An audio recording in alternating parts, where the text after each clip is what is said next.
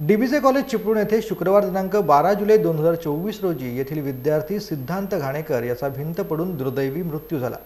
त्याबद्दल डीबीजे कॉलेज चिपळूण महाविद्यालयाचे चेअरमन मंगेश तांबे, संचालक सुचय रेडीज आणि संचालक मंडळ यांना मनसेचे राज्य सरचिटणीस वैभव खेडेकर व सहकार्यांनी निवेदन देऊन त्यांच्या कुटुंबाला आर्थिक मदत मिळावी तसेच भविष्यात अशी कोणतीही दुर्दैवी घटना घडू नये यासाठी योग्य खबरदारी घ्यावी अशी विनंती केली आहे।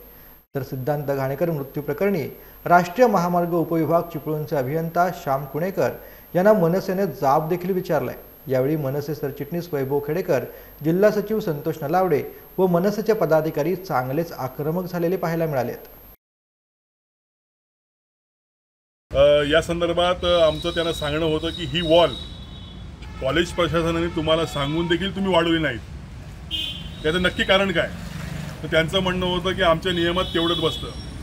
हे नॅशनल हायवेचे अधिकारी ऑफिस उभवणारे हे सगळे लोक यांनी या कोकणच्या ह्या सगळ्या महामार्गावरती हायदोस घातलेला आहे। परशुरामसारखी घटना घडली, रोज ते आमच्या कशेडी आपल्या बोस्ते घाटामध्ये अपघात होत आहेत। या बहादूर शेख नायकाचा ब्रिज पडला, आज ही इथली वॉल पडली डीबीजे कॉलेजची, त्याला सर्वस्वी जबाबदारी आहे हायवेचं डिपार्टमेंट आहे।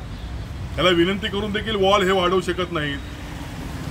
गडकरींनी हजारो कोटीचं पॅकेज कोकणाला दिलं, परंतु जिथं आवश्यकता आहे, हा कोकण हा उंच सकल भागाने निर्माण झालेला प्रदेश आहे, इथे जर एखादी वॉलची हाईट समजा एखाद्या 2 मीटरने वाढवायची असेल तर हे नियम सांगतात, परंतु जिथं आवश्यकता आहे तिथे ह्या कुठल्याही गोष्टीची त्या ठिकाणी पूर्तता करत नाहीत। असंही डिपार्टमेंट आहे। आम्ही यांना सांगितलेलं आहे की या संदर्भात आम्ही तुम्हाला विनंती करतोय की ही वॉल पूर्णपणे बांधा।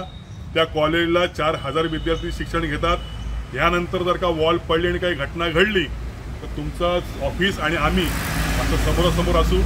15 ऑगस्टपर्यंत त्यांना मुदत दिलेली आहे। या संदर्भात जिथं अपघातप्रवण क्षेत्र आहेत, जिथं वॉल कोसळून पडणारी अशा ठिकाणी पुन्हा नव्याने वॉल बांधाव्या, अन्यथा घाट आमच्याशी आहे असं आम्ही त्यांना या ठिकाणी सांगितलेलं आहे।